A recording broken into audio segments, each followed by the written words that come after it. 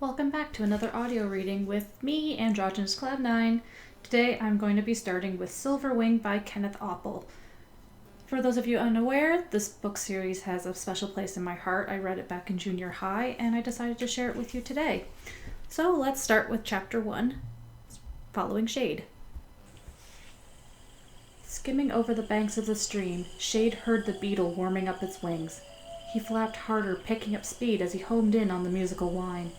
He was almost invisible against the night sky, the streaks of silver in his thick black fur flashing in the moon's glow. Airborne now, the beetle was a whirl of shell and wing. Shade still couldn't see it with his eyes, but he could see it with his ears. Caught in his echo vision, the insect hummed and glowed in his mind like a shadow edged in quicksilver. The air whistled in his flared ears as he swooped down. Braking sharply, he scooped the beetle up with his tail membrane, flicked it into his left wing, and volleyed it straight into his open mouth. He veered up and away and cracked the hard shell with his teeth, savoring the delicious beetle meat as it squirted down his throat. After a few good chomps, he swallowed it whole. Very tasty. Beetles were far and away the best food in the forest. Mealworms and midges weren't bad either. Mosquitoes didn't really taste like much, gauzy, a little prickly at times, but they were also the easiest to catch. He'd already eaten over 600 this evening, something like that anyway. He'd lost count. They were so slow and clumsy, all you had to do was keep your mouth open and swallow every once in a while. He spun out a web of sound, searching for insects. He was starting to feel full, but he knew he should be eating more. His mother had told him she'd been telling him for the past 10 nights he had to get fat because winter was coming. Shade grimaced as he snatched a mealworm from a leaf and gulped, as if he could ever be fat. He knew, though, that there was a long journey ahead of him, south to Hibernaculum, where the whole colony would spend the winter. All around him in the crisp autumn night, he could hear and see other silverwings streaking through the forest, hunting. Shade stretched his wings luxuriously, only wishing they were longer, more powerful. For a moment he closed his eyes, sailing by sound alone, feeling the air caress the fur of his face and stomach. His ears pricked suddenly. It was the telltale drumming of a tiger moth in flight. He tilted his right wing and wheeled, locking onto his prey. If he could just catch one, everyone knew how hard they were to catch, and then he'd have a story of his own to tell back at Tree Haven at sunrise. There it was, chopping its gossamer wings, rocking clumsily. It was laughable, really. He was almost upon it, and maybe this wasn't so hard after all. He cast a net of sound around it and drew in his wings for the plunge. But a hailstorm of noise tore apart his echo-vision, and in his mind's eye he suddenly saw not one, but a dozen silvery tiger moths, all veering in different directions. Shade blinked in confusion. The moth was still in front of him. He could see it with his eyes. Somehow it was scrambling up his echoes with its own. Use your eyes, just your eyes now, he told himself. He flapped harder, coming in fast, claws extended. Wings billowing, he pulled back and scooped his tail forward to catch his prize when the tiger moth simply folded shut its wings and dropped straight down out of his path. Shade was going too fast, and he couldn't stop. His tail just swept right around underneath him, and he flipped. Clawing air, he plummeted for a split second before righting himself. He cast around for the tiger moth in amazement. Above him it fluttered along placidly. "Oh, no, you don't!" He beat his wings and climbed swiftly, gaining. But another bat suddenly flashed in front of him, snapping the tiger moth into his mouth. "Hey!" cried Shade. "That was mine!" "You had your chance," said the other bat, and Shade recognized his voice instantly. Chinook, one of the other newborns in the colony. "I had it," Shade insisted. "Doubt it," Chinook shooed vigorously and let the wings flutter from his teeth. "This is fabulous, by the way." He made exaggerated smacking sounds. "Well, maybe you'll get lucky one of these nights, runt." Shade heard laughter and saw that there was an audience, other newborns fluttering down to roost on a nearby branch. Just wonderful, he thought. Everyone will be talking about this for the next 2 nights. Flaring his impressive wings, Chinook made a graceful landing, planting both rear claws on the branch and swinging upside down. Shade watched him with a mixture of envy and rage as the others shifted to give him space. There was Jared, who was never more than a wing beat from Chinook. He'd fly above the tree line in a lightning storm if Chinook told him to. And there was Yara and Osric and Penumbra. They were always together. Shade didn't want to join them, but flying away now seemed like even more of a defeat. He settled on the branch a little ways off. His right forearm smarted from his mid-air flip. Runt. He hated that name, even though he knew it was true. Compared to Chinook and some of the other newborns, he was small, very small. He'd been born early. Mom wasn't even sure he would survive, that's what she told him later. As a baby, he was tiny and furless, floppy-skinned, and so weak he could barely cling to her fur. She'd carried him everywhere, even when she went out hunting. When Shade's feeble claws began to falter, she would keep hold of him gently with her own. Drinking her milk, he'd gradually grown stronger. Within a few weeks, he could even eat some of the mulched up bugs she caught. His fur started to grow, sleek and black. He gained weight, not a lot, but enough. And everyone in the nursery roost was surprised when he took his first leap and stayed aloft, wings churning for a few whole seconds before having to make a clumsy and inglorious landing on his chin. He would live after all. But all the others in the nursery colony were growing faster than him, even the females, with deeper chests, broader wings, and stronger arms to power them. Chinook was considered the most promising newborn, a skilled flyer and hunter. Shade would have given anything for Chinook's body. He certainly didn't want his brain, which is about as active and useful as a pebble. "Chinook, that was incredible," Jared said enthusiastically. "The way you just swooped down on that moth, amazing. That was number 2 tonight." "2?" said Jared. "No, you got 2 tonight? That's..." His admiration seemed boundless. "Incredible!" Shade ground his teeth as the others muttered their agreement.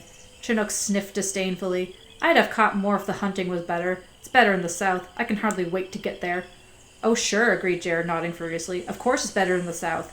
It's amazing you can get anything to eat up here at all. I can't wait to get down there, too." "Mother says we're leaving in 3 nights," Chinook went on. "And when we get to Hibernaculum," murmured Shade. "Yeah," said Chinook, not even glancing at him. It was as if he wasn't even there. Shade was used to being ignored. He wondered why he bothered talking at all. He hated having to watch Chinook hold forth and act like a king. "So when we get to this place," Chinook went on, "we sleep in these really deep caves with these huge icicles hanging from the roof." "Stalactites," said Shade. He'd asked his mother about it. "They're not icicles, they're made of minerals dripping from the ceiling. It's not frozen water." Chinook ignored him and kept talking about the icicles in the caves. Shade grimaced. Chinook wasn't even interested enough to get things right. He had no curiosity. Shade doubted he'd even seen ice. Shade had, for the first time just last night. Close to dawn, in the creek where they drank, he'd noticed a translucent skin on the water spreading out from the bank. He couldn't resist testing it, making a low pass and smacking it with his rear claws. On the second try, he felt the ice give way with a satisfying crackle. He noticed the other signs of winter coming over the past weeks, the changing brightness of the falling leaves, the sharpness of the air, but the ice was what made him realize winter really was coming, and it made him anxious. He didn't like to think about the coming migration. Hibernaculum was millions of wing beats away, and he harbored a secret fear he wasn't strong enough to make it. And his mother must have been worried too, or she wouldn't be telling him to eat all the time.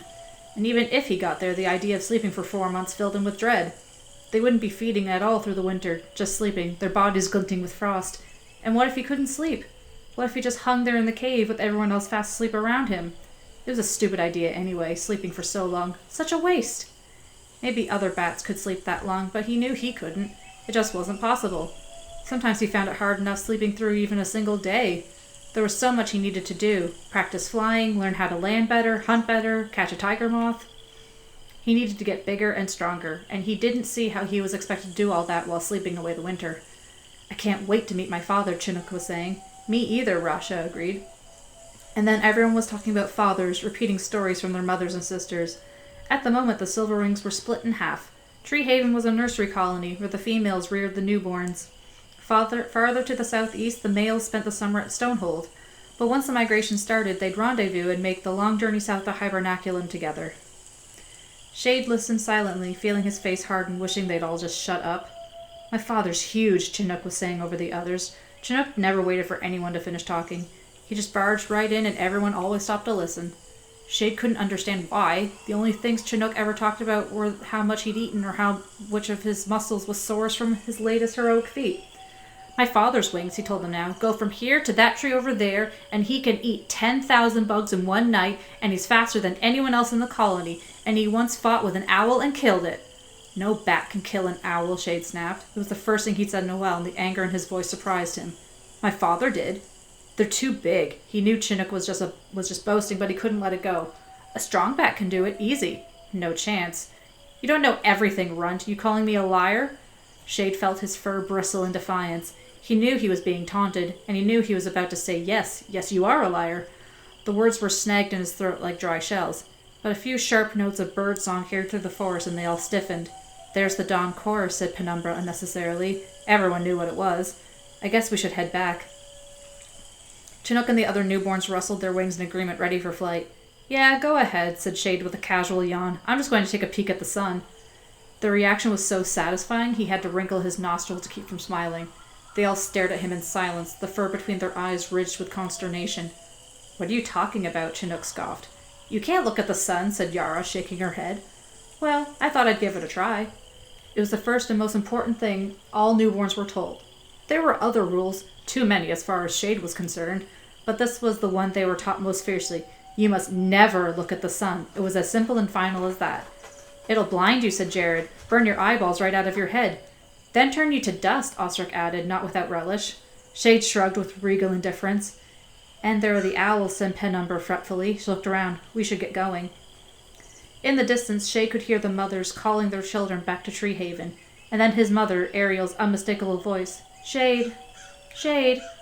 He felt a quick tug at his heart. She would worry. And he was already in trouble from a few nights ago when he landed on the ground, breaking another rule, just to get a closer look at a glistening spider's web. Just for a few seconds, but he'd been caught, and scolded ferociously in front of the other newborns. Just a quick peek, he told the others, glancing at the brightening sky. Won't be long. You're so weird, said Ostrich, but there it was, that look Shade had been craving, a look of grudging admiration. He's not going to see the sun, said Chinook irritably. He's just saying that. I'll tell you about it when I get back to Tree Haven, said Shade breezily. Unless you want to come, Chinook. It was a delicious moment of silence as Jared, Penumbra, Yara, and Ostrich all looked expectantly at their hero. A challenge had been issued, and Chinook knew it. He gouged one of his claws into the bark. Well, never mind, said Shade cheerfully, ready to light from the branch. Wait, I'm coming, said Chinook, and then more fiercely, I'm coming with you. I know this is just some stupid game, said Chinook as they flew through the forest away from Tree Haven. We'll see who backs down first. Shade had to push himself to keep up, and it irritated him. He was always having to flap harder, try harder, so he wouldn't fall behind. He hated the easy pump of Chinook's wings, but watched carefully, trying to copy it. We'll go to the top of the hill, he said, hoping he didn't sound out of breath. We'll see the sun quicker there. What do you think? Chinook just grunted distractedly, then said, What about the owls? Was that a note of worry in his voice? Shade felt encouraged. Just stick close to the trees. They won't even see us. Another grunt. Shade could see birds beginning to stir in their nests and on their perches, joining in on the dawn chorus, puffing out their feathers. Sleeping birds were such a normal part of his nighttime world, but he'd never seen many awake, and now a few sang out in surprise as he and Chinook darted past. They reached the summit and roosted at the tip of the highest tree, pressed close against the trunk for cover. The long valley curved before them, an unbroken canopy of trees except for the one dusty human road cutting through. He'd never seen anything on it, not a human, not one of their noisy vehicles. They were a long way away from most things, his mother always said. The dawn chorus was building now, rising up all around them. What do you want to see the sun for anyway? I just want to see it. What for? I'm curious, aren't you? A slight pause. No. Another pause. What if it turns us to dust? It doesn't turn anything else to dust. He was enjoying this. Chinook was actually listening to him for a change. It was almost as if he needed reassurance. My mother told me a story about a bat. All his wings and bones and teeth, just a pile of dust. Just a story. But he felt a twist of fear in his stomach. Let's go back, said Chinook after a moment. We can tell the others we saw it. We'll keep it secret, okay? Shade considered this. Here was Chinook, asking him for something. It was certainly pleasant, this feeling of power. Go ahead, said Shade. He would not leave. He wanted his victory without any compromise. The sky was very bright in the east now, brighter than he'd ever seen it. He squinted with the faint whiskery pain behind his eyes. What if the stories were right? What if it did blind him? Not much longer, he muttered. Chinook shifted on the branch, wings rustling against the bark. Shh, Shade hissed at him. Over there, he tilted his chin. An owl sat stone still in a nearby tree, half hidden behind a screen of leaves. Not afraid, are you? He whispered at Chinook. A strong bat has nothing to be afraid of. Shade was afraid, but he didn't think the owl had seen them. Even if it had, he knew it wasn't allowed to attack them until the sun had risen. It was the law. He doubted Chinook knew this, though, since it wasn't the kind of thing mothers told the newborns. The only reason he knew was he'd overheard his own mother talking with some of the colony elders when she thought he was asleep. It was about the only good thing about being a runt. When he was younger, he'd been carried everywhere with her, even to special meetings for the adults. He'd picked up a lot of things that way. A dreadful hooting noise emanated from the owl's throat, making Shade's fur lift. Then, with a flurry, the owl lit from the branch and flew away across the sky, its wings pumping silently. Shade let out his breath. I can't, said Chinook, and he dropped from the branch, pounding his way fast toward Tree Haven. Shade watched him disappear into the foliage. He felt strangely disappointed and didn't know why. He could go now, too. He'd won. But it wasn't enough. He wanted something more, and it surprised him. He genuinely wanted to see the sun. This thing that they were absolutely forbidden. Across the valley, a band of white light spread from the tree line. He was surprised how long this was all taking. Half the sky was already pale gray, and still no sun? What was it doing? He blinked, turned away, and found himself staring straight at a wall of dense feathers. He looked up into the huge, hooded eyes of an owl perched at the end of his branch. Without a sound, Shade pressed himself deep against the bark, but he knew he'd been spotted. They were so quiet in owls' wings. They could sneak up on you.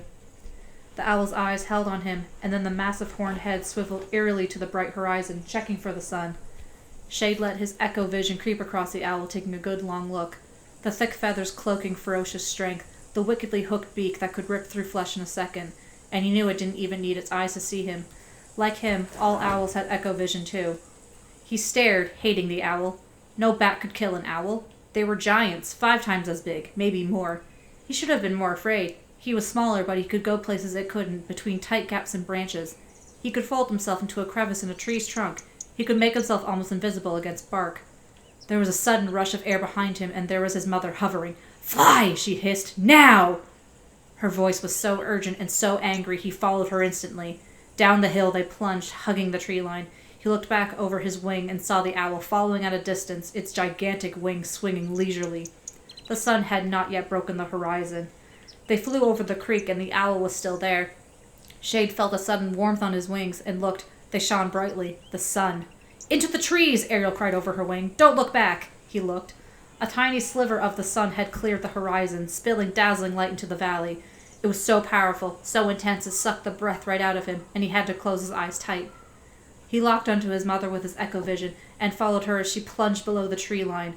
The rank smell of the owl crashed over him as its claws whistled past his tail, nearly piercing his wings. He was down among the trees now, and all around him the birds were rising and setting up a terrible shriek. Weaving crazily through the foliage, he pushed himself hard to keep up with his mother.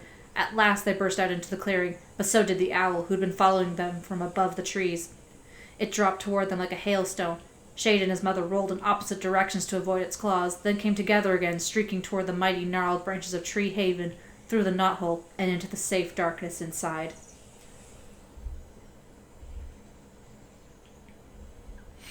And that's it for Chapter 1. Stay tuned if you want to hear more.